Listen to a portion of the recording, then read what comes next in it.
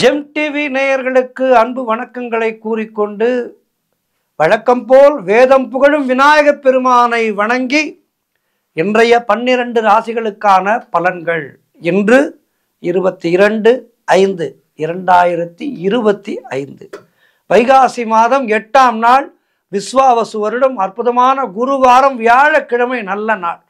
இன்றைய சூரிய உதயம் காலை 5:43 சூரிய அஸ்தமனம் மாலை 6:28 இன்றைய ஆதிக்க கிரகம் குரு பகவான். இன்று நாம் வழிபட வேண்டிய தெய்வம் வியாழக்கிழமைகளிலே எப்போதும் தட்சிணாமூர்த்தியை வழிபாடு செய்ய வேண்டும். இன்றைய வழிபாடு தட்சிணாமூர்த்தி வழிபாடு, குருமார்கள் வழிபாடு, சித்தர்கள் வழிபாடு. இவற்றை வியாழக்கிழமைகளிலே செய்தால் நம்முடைய முயற்சிகளிலே இருக்கின்ற தடைகள் எல்லாம் விலகும். எப்போதுமே குருமார்களுடைய ஆசீர்வாதம் என்பது இறைவனுடைய ஆசீர்வாதத்துக்கு சமமானது. எனவே இன்றைய நாளிலே தட்சிணாமூர்த்தியை வணங்குங்கள். சித்தர்களுடைய சமாதிகளுக்கெல்லாம் சென்று சித்த புருஷர்களை வணங்குங்கள். இன்றைய நல்ல நேரம் காலை 10:30 மணி முதல் மதியம் 11:30 மணி வரை, மாலை 6:30 மணி முதல் இரவு 7:30 மணி வரை. இன்றைய ராகு காலம் மதியம் 1:30 மணி முதல் மதியம் 3 மணி வரை, யமகண்டம் காலை 6 மணி முதல் 7:30 மணி வரை, குளிகை நேரம் காலை 9 மணி முதல் காலை 10:30 மணி வரை. இன்றைய நட்சத்திரம் இன்று மதியம் 1:49 வரை பூரட்டாதி, அதன் பின்பு உத்திரட்டாதி. இன்றைய திதி இன்று இரவு 8:58 வரை தேய்பிறை தசமி, அதன் பின்பு ஏகாதசி திதி வருகின்றது. இன்றைய சந்திராட்டமம் இன்று மதியம் 1:49 வரை ஆயில்யம், அதன் பின்பு மகம் நட்சத்திரத்துக்கு சந்திராட்டமம். கவனமாக இருக்க வேண்டும். அடுத்து 12 ராசிகளுக்கான பலன்களிலே மேஷ ராசி அன்பர்களே, இன்று சந்திரன் உங்கள் ராசிக்கு 12ஆம் இடத்திலே இருக்கின்றார். உங்களுடைய ராசி அதிபதி செவ்வாய் ஆகப்பட்டவர் ராசிக்கு 4ஆம் இடத்திலே இருக்கின்றார். ஆகவே இன்றைய நாளிலே குடும்பத்திலே கணவன் மனைவிக்குள் சண்டை சச்சரவுகள் ஏற்பட்டு விலகும். மௌனத்தை கடைபிடிப்பது நல்லது, விட்டு கொடுத்து செல்வது நல்லது. அலுவலகத்திலே பணிச்சுமை அதிகமாக இருக்கும். நண்பர்கள் மூலம் உதவிகள் கிடைக்கும். கூட்டு தொழில் செய்பவர்களுக்கு அதிலே மன வருத்தங்கள் உண்டாகலாம். என்ன செய்ய வேண்டும்? குலதெய்வ வழிபாடு செய்ய வேண்டும். காலையிலே எழுந்தவுடனேயே என்ன செய்யுங்கள்? நன்கு உங்களை ஃப்ரெஷ் செய்து கொண்டு குலதெய்வத்தை மனதிலே நினைத்து கொண்டு விளக்கேற்றுங்கள். விளக்கேற்றி வழிபாடு செய்வது என்பது நம்முடைய பல பிரச்சனைகளுக்கு மிகப்பெரிய தீர்வாக அமையும். மிக மிக எளிதான ஒரு வழிமுறை. ஆகவே இன்றைய நாளிலே அதிகாலையிலே எழுந்து விளக்கேற்றுங்கள். அந்த எரிகின்ற தீபத்திலே உங்களுடைய கட்டங்களை எல்லாம் சொல்லுங்கள். அந்த அக்னி ரூபம் உங்களுடைய பிரச்சனைகளை நிச்சயமாக இறைவனுடைய பாதங்களிலே சமர்ப்பித்து உங்களுடைய பிரச்சனைகளுக்கு விரைவிலே அற்புதமான நல்ல முடிவை கொடுக்கும். ஆகவே இன்றைய நாள் நீங்கள் மிக கவனமாக இருக்க வேண்டிய நாள். குருமார்களை வழிபாடு செய்யுங்கள். குலதெய்வத்தை மனதிலே நினைத்துக் கொள்ளுங்கள். தேவையில்லாத செலவுகள் ஏற்படும். உத்தியோகத்திலே இருப்பவர்கள் பணியிலே கூடுதல் கவனம் செலுத்த வேண்டிய நாள். மேலதிகாரிகளை அனுசரித்து செல்லுங்கள். உடல் ஆரோக்கியத்திலே சற்று முன்னேற்றம் உண்டு. திருமணம் போன்ற சுபகாரிய பேச்சுவார்த்தைகள் தள்ளி போகும். வீடு வண்டி சம்பந்தமான விரய செலவுகள் ஒரு சிலருக்கு ஏற்படலாம். ஆகவே இன்றைய நாள் நீங்கள் இறைவனை முழுதாக மனதிலே நினைத்து கொண்டு மௌனத்தை கடைபிடித்து கடந்து செல்லுங்கள். வாழ்த்துக்கள். தட்சிணாமூர்த்தி வழிபாடு செய்யுங்கள். சித்தர் புருஷர்களுடைய வழிபாட்டை செய்யுங்கள். வாழ்த்துக்கள். ரிஷபராசி அன்பர்களே, இந்த சந்திரன் உங்கள் ராசிக்கு 11ஆம் இடத்திலே இருக்கின்றார். உங்களுடைய ராசி அதிபதி சுக்கிரன் ராசிக்கு 11ஆம் இடத்திலே இருக்கின்றார். ஆகவே என்ன நடக்கும்? நினைத்ததெல்லாம் நல்லபடியாக நடக்கும். குலதெய்வ வழிபாடு மன அனுகூலத்தை தரும். முன்னோர்களுடைய ஆசீர்வாதம் பரிபூர்ணமாக கிடைக்கின்ற நாள். சிறப்பான நாளாக இருக்கின்றது. கணவன் மனைவியிடையே நல்ல ஒற்றுமை ஏற்படும். குழந்தைகளால் மகிழ்ச்சி உண்டாகும், பெருமை உண்டாகும். உறவினர்களால் நல்ல ஆதாயம் உண்டாகும். தந்தை வழி சொத்துக்கள் கைக்கு வருகின்ற நாள். உங்களுடைய முயற்சிகள் எல்லாம் பெரும் வெற்றியை பெறும். குழந்தை பாக்கியம் இல்லாதவர்களுக்கு குழந்தை பாக்கியம் உண்டாகின்ற நாள். உங்களுடைய முயற்சிகள் எல்லாம் சிறப்பான வெற்றியை பெறும். உத்தியோகத்திலே சம்பள உயர்வு, பதவி உயர்வு, இடமாற்றம் போன்றவை மனதுக்கு மேலும் சந்தோஷத்தை தரும். புதிய வேலை வாய்ப்புக்காக தேடிக்கொண்டிருப்பவர்களுக்கு நல்ல வேலை கிடைக்கும். மொத்தத்தில் இன்றைய நாள் நல்ல உடல் ஆரோக்கியம், நல்ல பொருளாதார நலம், நல்ல குடும்ப ஒற்றுமை, நல்ல வெளிவட்டார பழக்கம் என எல்லா வகையிலும் சிறப்பாக இருக்கின்றது. குரு தட்சிணாமூர்த்தியை வணங்குங்கள். வாழ்த்துக்கள். மிதுன ராசி அன்பர்களே, இன்று சந்திரன் உங்கள் ராசிக்கு 10ஆம் இடத்திலே இருக்கின்றார். உங்களுடைய ராசி அதிபதி புதன் ராசிக்கு 12ஆம் இடத்திலே இருக்கின்றார். ஆகவே இன்றைய நாளிலே செய்தொழில் செய்பவர்களுக்கு அதிலே நல்ல லாபம் ஏற்படும். எடுக்கின்ற முயற்சிகள் எல்லாம் பெரும் வெற்றி கிடைக்கும். எதிர்பார்த்த பணம் கைக்கு வரும். சுப காரியங்கள் நடக்கக்கூடிய நல்ல நாள். வேலை இல்லாதவர்களுக்கு நல்ல வேலை கிடைக்கும். உழைப்புக்கு ஏற்ற ஊதியம் கிடைக்கும். கடன் பிரச்சனைகள் தீரும். சகோதர வகையிலே நல்ல ஒற்றுமை ஏற்படும். அவர்களால் ஆதாயம் இருக்கும். பொருளாதாரத்திலே பெரும் வளர்ச்சி இருக்கும். குடும்ப ஒற்றுமை சந்தோஷத்தை தரும். காரிய தடைகள் எல்லாம் விலகும். வீடு, வண்டி, வாகன மாற்றம் ஏற்படும். குழந்தை பாக்கியத்திற்காக காத்திருக்கின்ற தம்பதிகளுக்கு சந்தான பிராப்தி உண்டாகும். சிறப்பான நாள் இது. இன்றைய நாளிலே குரு தட்சிணாமூர்த்தியை வணங்குங்கள். சித்த புருஷர்களை வணங்குங்கள். வாழ்த்துக்கள். கடகராசி அன்பர்களே, இன்று சந்திரன் உங்கள் ராசிக்கு 9ஆம் இடத்திலே இருக்கின்றார். ஆகவே இன்றைய நாளிலே பொருள் வரவும் தனலாபமும் அதிகரிக்கின்ற நாள். சகல பாக்கியங்களும் உங்களுக்கு உண்டாகின்ற நாளாக இருக்கின்றது. புதிய தொழில் முயற்சிகள் எல்லாம் பெரும் வெற்றியை தரும். கணவன் மனைவியிடையே நல்ல ஒற்றுமை ஏற்படும். நினைத்த காரியங்கள் நினைத்தபடி நடக்கின்ற நாள். கூட்டு தொழில் செய்பவர்களுக்கு அதிலே சிறப்பான லாபங்கள் வரக்கூடிய நாள். வேலை மாற்றம் ஒரு சிலருக்கு உண்டாகும். திடீர் அதிர்ஷ்டம் சிலருக்கு தேடி வரும். தொழில் மற்றும் வியாபாரத்திலே நல்ல வளர்ச்சி உண்டாகும். திருமணம் போன்ற சுபகாரிய பேச்சுவார்த்தைகள் இனிதே முடியும். தந்தை வழியிலே நல்ல அனுகூலம் உண்டாகும். கடன் தொல்லைகள் விலகும். நண்பர்கள் மூலம் எதிர்பார்த்த உதவிகள் தக்க சமயத்திலே கிடைக்கின்ற சிறப்பான நாள். மேலும் நற்பலன்களை பெறுவதற்கு இன்றைய நாளிலே குரு தட்சிணாமூர்த்தியை வணங்குங்கள். வாழ்த்துக்கள். சிம்ம ராசி அன்பர்களே, இன்று சந்திரன் உங்கள் ராசிக்கு 8ஆம் இடத்திலே இருக்கின்றார். உங்களுடைய ராசி அதிபதி சூரியன் ராசிக்கு 10ஆம் இடத்திலே இருக்கின்றார். இன்று நாள் முழுவதும் உங்களுக்கு சந்திராட்டமும். மௌனத்தை கடைபிடியுங்கள். தேவையில்லாத முயற்சிகள் வேண்டாம். இன்றைய நாளிலே தள்ளி போடுவது நல்லது. மனம் குழப்பமாக இருக்கும். தெளிவாக இருக்காது. ராம நாமத்தை ஜபித்து கொண்டே இருங்கள். கணவன் மனைவிடையே வாக்குவாதங்களை எல்லாம் தவிர்க்க வேண்டிய நாள். சிறிய வாக்குவாதம் பெரிய சண்டையிலே முடியும். ஆகவே கவனமாக இருங்கள். சுபவிரயங்கள் ஏற்படக்கூடிய நாள். உடல் ஆரோக்கியத்திலே முன்னேற்றம் உண்டாகும். வெளியூர் பிரயாணங்களை முற்றிலுமாக தவிர்க்க வேண்டிய நாள் இன்றைய நாள். அலுவலகத்திலே பணிச்சுமை அதிகமாக இருக்கும். குலதெய்வ வழிபாடு வெற்றியை தரும். செய்தொழிலே புதிய முதலீடுகளை, புதிய முயற்சிகளை தவிர்க்க வேண்டிய நாள். அலுவலகத்திலே வேலை பளு அதிகமாக இருக்கும். வழக்கு வியாஜியங்களிலே இன்றைய நாளிலே ஈடுபடவே கூடாது. தேவையில்லாத அலைச்சலும் மன உளைச்சலும் உண்டாகும். ஆகவே இன்றைய நாளிலே மௌனத்தை கடைபிடியுங்கள். ராமநாமத்தை மனதுக்குள்ளே ஜபித்து கொண்டே இருங்கள். குரு தட்சிணாமூர்த்தியை வழிபாடு செய்யுங்கள். சித்தர்கள் வழிபாடு செய்யுங்கள். 14 சித்தர்களை மனதிலே நினைத்து கொள்ளுங்கள். அவர்களை நினைத்து வழிபாடு செய்யுங்கள். இன்றைய நாள் சிறப்பாக அமையும். வாழ்த்துக்கள். கன்னி ராசி அன்பர்களே, இன்று சந்திரன் உங்கள் ராசிக்கு 7ஆம் இடத்திலே இருக்கின்றார். உங்களுடைய ராசி அதிபதி புதன் ராசிக்கு 9ஆம் இடத்திலே இருக்கின்றார். ஆகவே இன்றைய நாளிலே திருமணம் போன்ற சுபகாரிய பேச்சுவார்த்தைகளை துவங்கினால் அவை நல்லபடியாக முடியும். உங்களுடைய புதிய முயற்சிகள் எல்லாம் பெரும் வெற்றி தருகின்ற நாள். பொருளாதாரம் மிகவும் திருப்திகரமாக இருக்கும். பிள்ளைகளால் பெருமை ஏற்படும். வாழ்க்கை துணையால் நல்ல மகிழ்ச்சி உண்டாகும். நண்பர்கள் மூலம் நல்ல அனுகூலம் உண்டாகின்ற நாள். வீடு, வண்டி, வாகன மாற்றம் ஏற்படும். பழைய பாக்கிகள் வசூலாகும். காரிய வெற்றிகள் உண்டாகின்ற நாள். பூர்வீக சொத்திலே இருந்து வந்த பிரச்சனைகள் எல்லாம் விலகும். குலதெய்வ வழிபாடு வெற்றியை தரும். உறவினர்களோடு இருந்து வந்த மன வருத்தங்கள் எல்லாம் தீருகின்ற நாள். தொழில் மற்றும் வியாபாரத்திலே நல்ல முன்னேற்றம் உண்டாகும். அலுவலகத்திலே இருந்து வந்த நெருக்கடிகள் எல்லாம் குறையும். கடன் பிரச்சனைகள் தீரும். மொத்தத்தில் சிறப்பான நாள் இது. குரு தட்சிணாமூர்த்தியை வணங்குங்கள். வாழ்த்துக்கள். துலாம் ராசி அன்பர்களே, இன்று சந்திரன் உங்கள் ராசிக்கு 6ஆம் இடத்திலே இருக்கின்றார். உங்களுடைய ராசி அதிபதி சுக்கிரன் ராசிக்கு 6ஆம் இடத்திலே இருக்கின்றார்.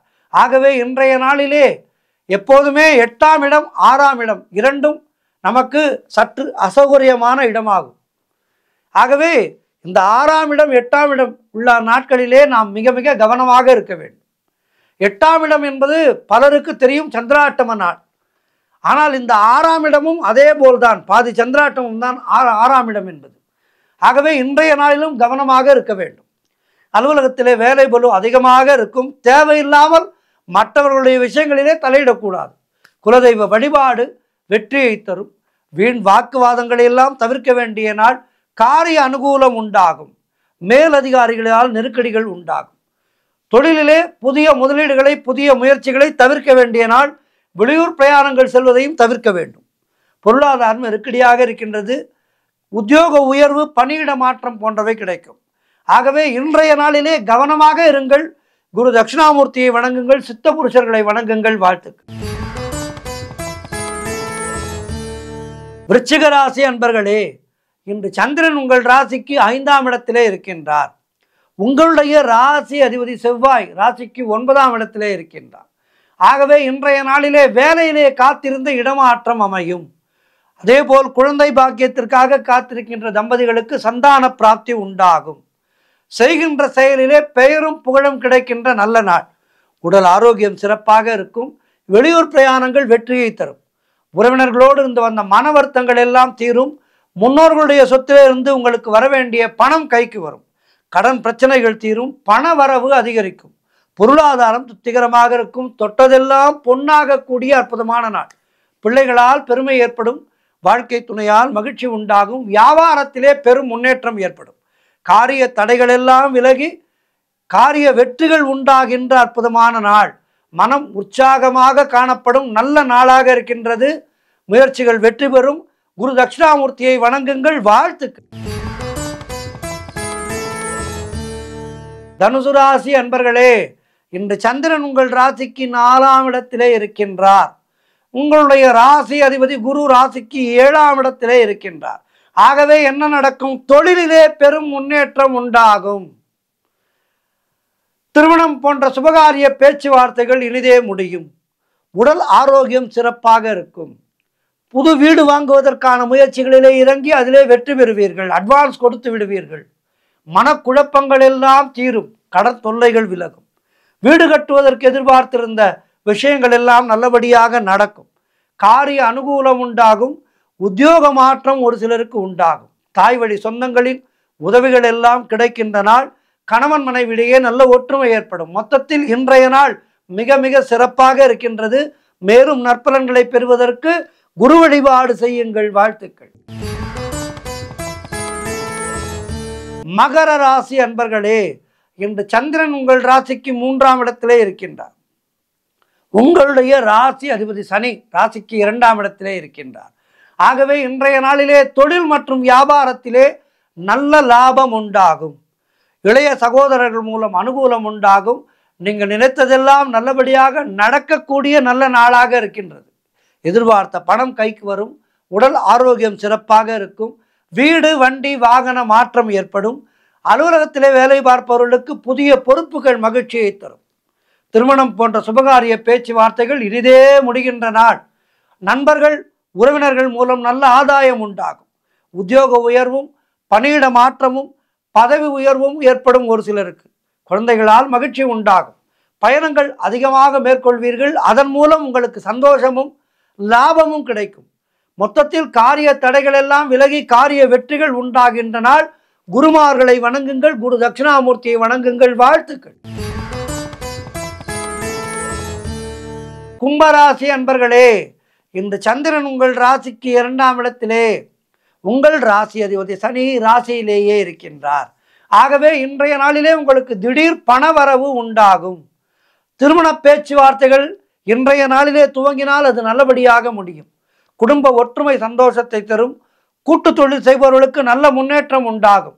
கணவன் மனைவியிடையே நல்ல ஒற்றுமை ஏற்படும். குழந்தைகளால் மகிழ்ச்சி உண்டாகும். சுபவிரயங்கள் ஏற்படக்கூடிய அற்புதமான நாள். புதிய வேலை வாய்ப்புகள் ஒரு சிலருக்கு உண்டாகும். தொழில் மற்றும் வியாபாரத்திலே நல்ல லாபம் உண்டாகும். நண்பர்கள் மூலம் உறவினர்கள் மூலம் அனுகூலம் உண்டாகும். பழைய பாக்கிகள் வசூலாகும். உழைப்புக்கு ஏற்ற ஊதியம் கிடைக்கின்ற நாள். கடன் பிரச்சனைகள் முடிவுக்கு வரும். பதவி உயர்வோடு ஒரு சிலருக்கு வேலை மாற்றம் உண்டாகும். மொத்தத்தில் இன்றைய நாள் ஏற்றங்களை தருகின்ற அற்புதமான நாள். ஆகவே இன்றைய நாளிலே குருமார்களை வழிபாடு செய்யுங்கள். வாழ்த்துக்கள். இறுதியாக மீனராசி அன்பர்களே, இன்று சந்திரன் உங்கள் ராசியிலேயே இருக்கின்றார். உங்களுடைய ராசி அதிபதி குரு ராசிக்கு 4ஆம் இடத்திலே இருக்கின்றார். ஆகவே இன்றைய நாளிலே நினைத்த காரியங்கள் எல்லாம் நல்லபடியாக நடக்கும். பொருளாதாரம் திருப்திகரமாக இருக்கும். பிள்ளைகளால் பெருமை ஏற்படும். வாழ்க்கை துணையால் மகிழ்ச்சி உண்டாகும். புதிய வேலை வாய்ப்புகள் ஒரு சிலருக்கு உண்டாகும். செய்தொழிலிலே நல்ல லாபம் உண்டாகும். உடல் ஆரோக்கியத்திலே நல்ல முன்னேற்றம் உண்டாகும். பூர்வீக சொத்திலே இருந்து வந்த பிரச்சனைகள் எல்லாம் தீர்ந்து பணம் கைக்கு வரும். குழந்தை பாக்கியத்திற்காக காத்திருக்கின்ற தம்பதிகளுக்கு குழந்தை பாக்கியம் உண்டாகும். மனம் சந்தோஷமாக இருக்கும். எதிலும் வெற்றி கிடைக்கின்ற அற்புதமான நாள். கணவன் மனைவிக்குள் இருந்து வந்த பிரச்சனைகள் எல்லாம் தீரும். மொத்தத்தில் இன்றைய நாள் சீரும் சிறப்புமான நாளாக இருக்கின்றது. மேலும் வெற்றிகளை பெறுவதற்கு இன்றைய நாளிலே குருமார்களை வழிபாடு செய்யுங்கள். ஆழ்வார்கள் வழிபாடு, 63 நாயன்மார்கள் வழிபாடு, சித்தர்கள் வழிபாடு, குரு ராகவேந்திரர் வழிபாடு, இப்படி குருமார்களுடைய வழிபாடுகளை எல்லாம் செய்ய வேண்டிய நாள். குருவுக்கெல்லாம் குருவான குரு தட்சிணாமூர்த்தியை வணங்க வேண்டும். 12 ராசிக்காரர்களும் இன்றைய நாளிலே குரு தட்சிணாமூர்த்தியை வழிபாடு செய்து, குருமார்களை வழிபாடு செய்து, சித்த புருஷர்களை வழிபாடு செய்து நலம் காண விரும்புகின்றேன். ஆக இன்றைய நாள் 12 ராசியினருக்கும் சிறப்பாக இருக்க பிரார்த்திக்கின்றேன். நன்றி, வணக்கம். இன்றைய ஆன்மீக தகவல். ஓம் நம சிவாய. தமிழ்நாட்டிலே தமிழ்நாட்டினுடைய பெருமையை அகில உலகத்துக்கும் செல்வது ஆலயங்கள். கோவிலில்லா ஊரில் குடிபுக வேண்டாம் என்ற அற்புதமான வரிகளை சொன்னது நம்முடைய தமிழினம்தான்.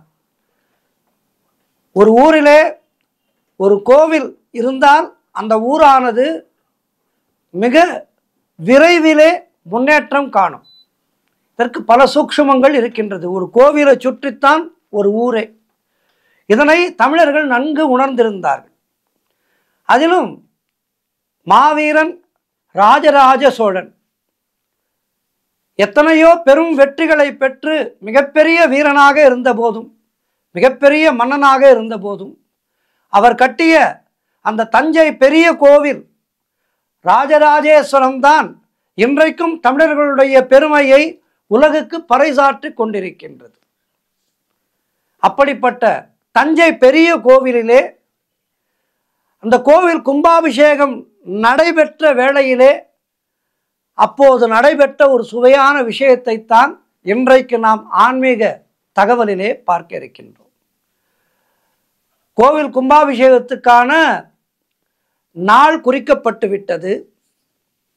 மிகச் சிறப்பான முறையிலே ஆலயம் எழுந்திருக்கிறது. கம்பீரமாக அதனை பார்க்கும் போதெல்லாம் ராஜராஜ சோழனுடைய மனமானது குதூகலிக்கின்றது.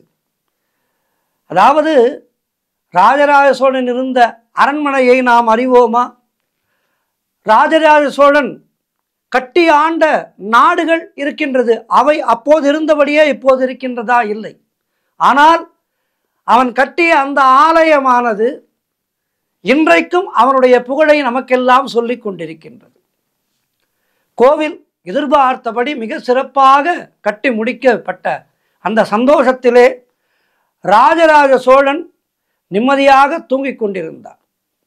அப்போது கனவிலே இறைவன் அவர் முன்னே தோன்றி ராஜராஜ சோழனோடு பேச ஆரம்பித்தார். இறைவா, என்னுடைய பாக்கியம் நான் என்னவென்று சொல்வது? தாங்கள் எனக்கு காட்சி கொடுத்து என்னை மிக மிக பெருமைப்படுத்தி விட்டீர்கள் என்று அப்படியே நமஸ்கரித்தான் ராஜராஜ சோழன். தங்களுக்கு நான் கட்டிய கோவிலானது எப்படி இருக்கின்றது? இந்த ஊரிலே எல்லோரும் வியந்து பார்க்கும்படியாக மிகப்பெரிய கோவிலாக இதனை நான் கட்டியிருக்கின்றேன். அதற்கு தஞ்சை பெரிய கோவில் என பெயரும் சுட்டப் போகின்றேன். மகிழ்ச்சிதானே தங்களுக்கு என்று ஆனந்தமாக கேட்டான் ராஜராஜ சோழன் சிவபெருமானிடம். சிவபெருமான் சிரித்துக்கொண்டே சொன்னார், மிகவும் ஆனந்தமாக இருக்கின்றோம் அப்பா.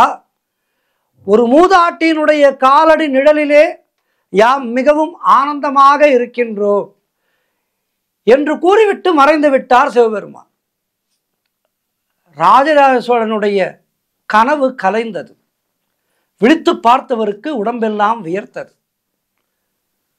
தான் கண்ட கனவை பற்றி மறுநாள் அரசவையிலே கூறி இந்த கனவுக்கு விளக்கம் கேட்டார். கற்றறிந்த பெரியோரிடமும் ராஜகுருவிடமும் விளக்கம் கேட்டார். யாருக்குமே பதில் தெரியவில்லை இதற்கான இந்த கேள்விக்கு.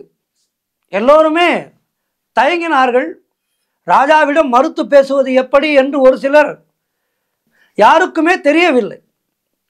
சரி என்று கோவிலை கட்டிய சிற்பியிடம் தான் கண்ட கனவுக்கான விளக்கத்தை கேட்டார் ராஜராஜ சோழன். சிற்பி தயங்கியவாறே பேச ஆரம்பித்தார். அரசே, கடந்த 3 மாதங்களாக மோர் விற்கின்ற ஒரு வயதான ஏழை மூதாட்டி தினமும் மதிய வேளையிலே இங்கு வருவார். ஏழ்மை நிலையிலே இருந்தாலும் இந்த ஆலயத்துக்கு தன் பங்குக்கு ஏதேனும் செய்ய வேண்டும் என்கின்ற எண்ணத்தோடு தான் விற்கின்ற மோரிலே பாதியை காசுக்காகவும் பாதியை கோவிலுக்காக வேலை செய்கின்ற எங்களுக்கு குடிக்க இலவசமாக கொடுப்பார். நாங்கள் காசு கொடுத்தாலும் வாங்க மறுத்து விடுவார். ஏதோ இந்த ஏழை கிழவியால் இந்த கோவிலுக்கு செய்ய முடிந்த தொண்டு. ராஜராஜன் மன்னர் மிக அழகாக இந்த கோவிலை கட்டி கொண்டிருக்கின்றார். அவருக்கு பொருள் கொடுத்து என்னால் உதவ முடியாது. நான் இப்படி என்னுடைய சேவையை செய்கின்றேன் என்று சொல்லி காசு வாங்க மறுத்து விடுவார். இப்படி இருக்கும்போது போன வாரத்திலே ஒரு நாள் ஆலய சிற்பங்களின் எல்லா வேலைகளையும் முடித்த எங்களுக்கு இறைவனுடைய கருவறையின் மேல் இருக்கின்ற கல்லை மட்டும் சரிவர செய்ய முடியவே இல்லை. நாங்களும் அதன் அளவை எவ்வளவோ முயற்சி செய்து அளவெடுத்து வைத்தாலும் ஒன்று கல் அளவு அதிகமாக இருக்கின்றது அல்லது குறைவாக இருக்கின்றது. எங்கே ஆலய பணி நடக்காமல் போய்விடுமோ என்று நாங்கள் மிகுந்த கவலையோடு இருந்தோம். அப்போது அந்த மோர் விற்கும் மூதாட்டி வந்து மோர் கொடுத்து கொண்டே, ஏன் கவலையாக இருக்கின்றீர்கள் என்று கேட்டார்கள். நாங்களும் கல் சரியாகாத விஷயத்தை அந்த கிழவியிடம் சொன்னோம். அதற்கு அவர், என்னுடைய வீட்டு வாசற்படியிலே ஒரு பெரிய கல் இருக்கின்றது, அதை நான் தான் என்னுடைய வீட்டு வாசற்படி போல் வைத்திருக்கின்றேன், அதை வேண்டுமானால் எடுத்துக்கொள்ளுங்கள், பொருத்தி பாருங்கள் என்று சொன்னார். நாங்களும் நம்பிக்கை இல்லாமல் தான் அந்த மூதாட்டி சொன்ன கல்லை எடுத்து வந்து பொருத்தினோம். ஆனால் என்னே ஆச்சரியம், அந்த கல் மிகச் சரியாக பொருந்திவிட்டது. நாங்கள் எதிர்பார்க்கவே இல்லை அந்த கல் மிகச் சரியாக இருக்கும் என்று. ஆனால் அதுதான் மிகச் சரியாக பொருந்தி இருந்தது. அதைத்தான் சிவபெருமான் உங்களுடைய கனவிலே வந்து சொல்லியிருப்பார் போலும் என அந்த சிற்பி தயங்கியவாறே கூறினார். இதை கேட்டதும் ராஜராஜனுக்கு எல்லாமே புரிந்தது. எவ்வளவு பொருள் செலவு செய்து கோவில் கட்டினாலும் இறைவன் அவன் நேசிப்பது அன்பான ஒரு ஏழையனுடைய பக்தியைத்தான். ஆரவாரமாக பொருள் செலவு செய்து நான் கோவிலை கட்டினாலும் அமைதியாக தன்னுடைய ஏழ்மை நிலையிலும் அந்த மூதாட்டி தான் விற்க இருந்த மோரை கோவில் திருப்பணி செய்வோருக்கு அர்ப்பணித்தாரே என்று கண்ணீர் மல்கி அந்த கிழவிக்கு நன்றி சொன்னான். சுதாரித்து கொண்டு தன்னுடைய அமைச்சரை அழைத்து, கும்பாபிஷேகம் நடக்கும் நன்னாளிலே அந்த மூதாட்டியை அரண்மனைக்கு அழைத்து வாருங்கள், நான் வெண்குடை ஏந்தி அந்த அம்மையாரை வைத்து கும்பாபிஷேகம் நடத்த ஏற்பாடு செய்கின்றேன் என்று சொன்னார். கோவில் கட்டியது அந்த அம்மையார் தான், நான் அல்ல, இதற்கு இறைவனே சாட்சி என ராஜராஜன் பெருந்தன்மையோடு சொன்னான். இடைச்சிக்கல் என்று பெயர். தஞ்சை கோவிலின் உச்சியிலே இருக்கும் அந்த கல்லே இடைச்சிக்கல் என்று பெயர் பெற்றது. தஞ்சை பிரகதீஸ்வரர் கோவில் கட்டுமான பணி நடந்து கொண்டிருந்து தன்னுடைய கனவிலே வந்து கூறிய சிவபெருமானுக்கு அந்த கும்பாபிஷேகத்தை அந்த கிழவிக்கு வெண்குடை சாற்றி அந்த கிழவிக்கு போதிய மரியாதைகளை தந்து அந்த கிழவியின் மூலமாகவே கும்பாபிஷேகத்தை நடத்தினார். இது வரலாற்று சான்று. ஆகவே இறைவன் ஆடம்பரத்துக்கும் மயங்குபவன் அல்ல. உண்மையான பக்தி, ஆத்மார்த்தமான பக்தியோடு இறைவனுக்கு நாம் செய்கின்ற எப்படிப்பட்ட தொண்டையும் இறைவன் ஏற்றுக்கொள்வான் என்பதற்கு தஞ்சை பெரிய கோவிலிலே நடைபெற்ற இந்த அற்புதமான ஒரு வரலாற்று சான்று உதாரணம். ஆகவே இறைவனை எப்போது எளிமையாக வழிபடுவோம், இறைவனுடைய அன்பை பெறுவோம். ஓம் நம சிவாயா. நன்றி, வணக்கம்.